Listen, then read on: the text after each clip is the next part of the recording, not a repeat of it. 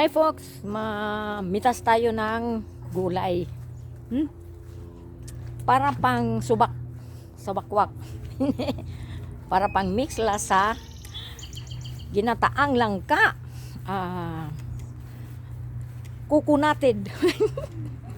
English nosebleed. Coconut o na jackfruit. Give me a second, mamitas tayo ha. Yan dumami. Super dami yung there's a lot of herba buena, mint. See, I'm here in Canada, so every summer this one will grow so much. We planted this last year, and now look how awesome. God's blessing. Thank you so much, oh God. And if you look around, we also planted some of those eggplants, and you know, it's amazing that the bell pepper is already bearing fruits and flowers, but this is very tiny. It's like a dwarf one. Dwarf. And we also have here, it's bearing flowers, our mulberry, oh no, blackberry. It's bearing flowers. Thanks to God. So it's also a short puno, like a small puno, and it's bearing flowers now. We also have planted a tomato, you know. See, tomatoes also are bearing flowers now. There are three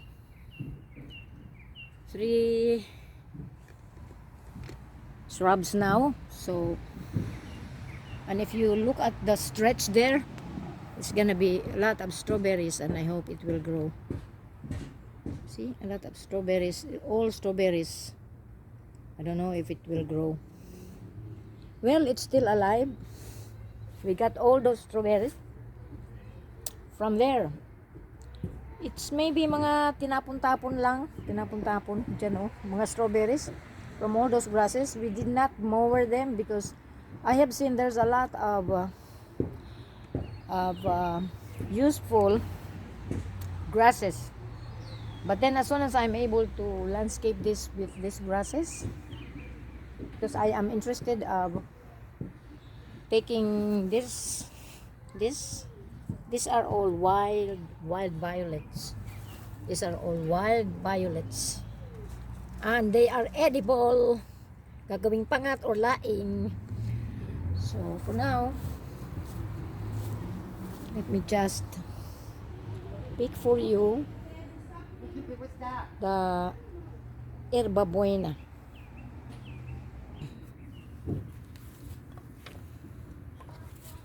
We are picking herba buena for my jackfruit. Picking herba buena for my jackfruit.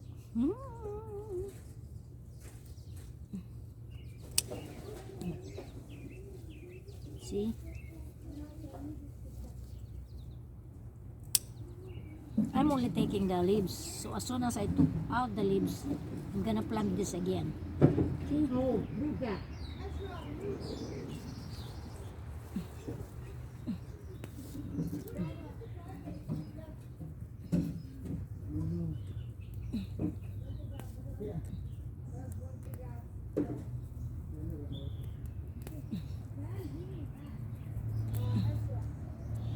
Okay.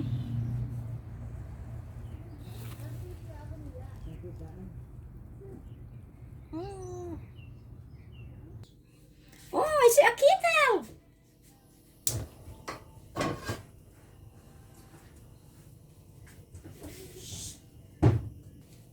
I see an oil.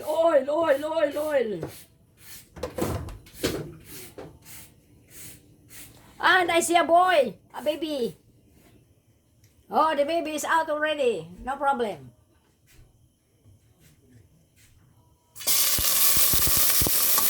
I see a garlic. A garlic.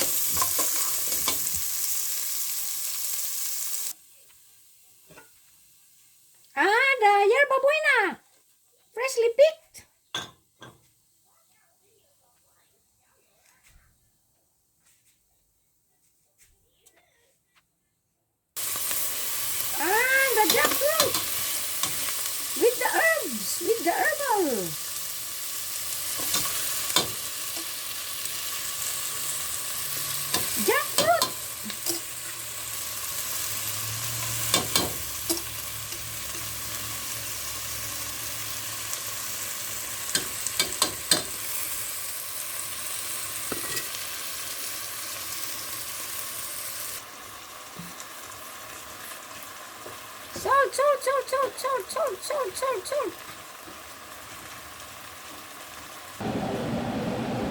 Wow!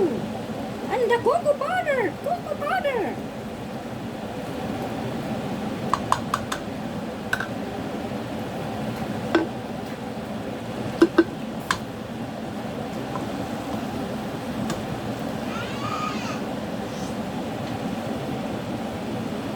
And because I am fond of plants, so I make use tiny space in my kitchen to be utilized as garden.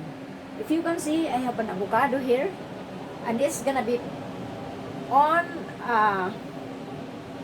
dwarf way of, and I'm praying that it will give me some fruits.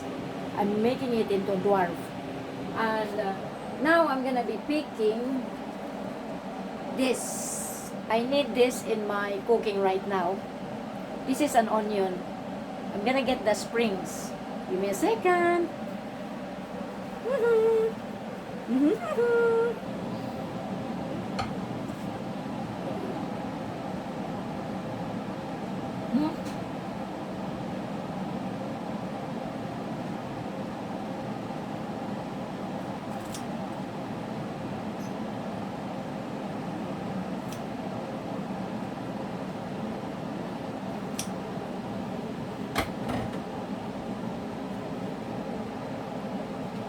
Some of it will be used, and there is more here. There's more there. I am also gonna get those.